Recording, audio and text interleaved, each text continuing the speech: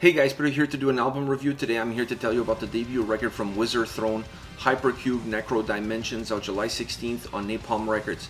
This album has 8 tracks, 44 minutes in length, and this is a supergroup made up of members from Etherrealm, Gloryhammer, Ailstorm, Necrogoblikon, amongst others. So what you have in your hands is a supergroup that when you bring them together into a room, the album is definitely going to reach the stars, perhaps hyperspace, which is exactly where the concept of this album is taking you. A concept that I felt like it really impacted all the different elements of the album itself. It impacts the individual song structure, impacts the overall structure of the album, the lyrics, the vocals, and obviously the soundscape. You cannot walk away from this record without realizing how deep the concept drives and how deep the impact it is on everything around it. Once you get into the overall structure of the album, I really like what they put together here. It's an album that's very cohesive, that feels very balanced from track to track, but at the same time, it's very dynamic, very fluid, very engaging for the listener. A record that really feels like it has this continuous approach from song to song, and it gives you a sense of balance and understanding of where you are and where you're heading, or at least it gives you an idea of where you're going. It doesn't really paint the full picture, but it gives you a sense of continuity, which is really important in order to make the album feel as fluid, as dynamic, as engaging as possible. An element that they introduced to this record that really added to that overall vibe is the narrator. I was a little bit surprised by it, but it works extremely well on a record that has this concept, that has this idea, that's very easy for you to get lost within all the other elements that the album has to offer. So using a narrator to guide you through the experience of the album really helped me as the listener feel more engaged and more connected with the record itself, and not necessarily feel like I didn't understand what was happening or where I was going or where I am, and perhaps disconnect from the record. So the narrator had a very key role in the overall design and the overall structure of the album, and really connecting the songs and connecting your experience with the tracks themselves.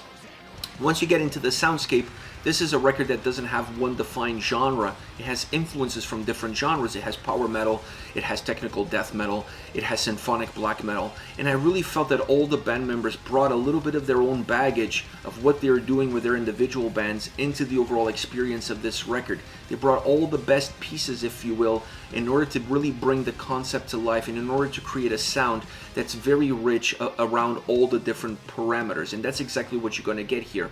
A record that just really feels big, it feels grandiose, if you will. It has a cinematic vibe, a sci-fi cinematic vibe from the opening song all the way to the last track, and I felt like that was an important element. You don't just want to make the record big, you don't want to make the record feel like it has volume, that it has drive, that it has strength, at the same time that it has darkness and it has melody, but you want to make the record feel that it has this cinematic underlining that plays off of the idea of the concept that drives everything else that the record has in store. So to me, the way these two elements really intermediate with one another becomes the key factor for how this album feels and for how this album sounds. If you go about it in a different way, you could still create an album that drives the concept home, but it doesn't give you the reality of perspective, the depth of perspective that this record really gives you with every single track. And that is because of that combination of sound elements, that combination of influences, and how they were able to bring them together, bring their own individual touch into the big picture to create a record that just has a life of its own as far as the soundscape is concerned. Now within the sound, I could talk about the guitars, I could talk about the drums, but I wasn't really surprised with what they gave me. They gave me what I thought they were going to give me. The drums felt heavy at times, they grounded the album, they changed a little bit of the eyesight of the listener every so often. The guitars were phenomenal as far as the solo sections are concerned, really taking you into space in terms of the beauty of the solos, the melody that they have. The drive of the guitars was really interesting throughout, but all of these things were things that I had already in the back of my mind coming into the record, and I wasn't really surprised by it. They just met my expectations. What really surprised me was the keyboard sounds all around, using piano, using synthesizer, keyboard, all the different elements, all the different textures, and how they were brought into the overall soundscape was really important to me. I thought coming in that the keyboards were going to play more of a role of creating an atmosphere, giving you that sci-fi vibe, but without really affecting too much of the song construction or too much of the way this album comes across in the big picture. And it was the complete opposite. I actually felt that A lot of the soundscape of this album is driven by the keyboards, by what they're doing, by what they're creating, by the layers that they have, by the different approaches, by the different executions, and they were one of the key factors in creating that cinematic vibe that this record has. Without it, I think this album falls flat. So by pushing the keyboards a little bit more into the forefront, giving them more of a predominant role in the overall creation of the sound of this album, really elevates this record. It really makes this album stand out on a positive way. And then you have the vocals. I already mentioned the narrator. I thought the narrator was a key element throughout the whole record. I would have really felt lost without it. So I felt like this is the way to go if you're going to build an album like this that has this much layers of sound, this much of a robust experience as far as the soundscape is concerned. Having the narrator there really simplifies things ever so slightly. It makes the journey feel a little bit easier to understand. And then on the other side, you have the harsh vocals that creates a perfect balance. It brings a little bit of darkness to the overall brightness of melody, to the overall brightness of sound. And you need that. In space, you also have darkness. It's not just about light, it's also about darkness. So I felt like they were able to create this yin and yang between sound and vocals that works really well throughout the overall experience of this record. When I think about this album, I really think about guys that have a huge amount of talent, that know exactly what they're doing, that know exactly what they want, coming together and delivering a record that doesn't disappoint on any front. It doesn't matter which element you start to dissect, you're going to find that this album fits all the criterias in terms of bringing the stories to life, and in order to create an album that becomes larger than the sound itself. That's exactly what this record has in store for the listener. So kudos to them. I hope this is not going to be a one-off. I really hope that they continue down the line, because there's so much room to grow. There's so much room for creativity within this project, within this band, that I really feel like sky is not even the limit, because they're already in space.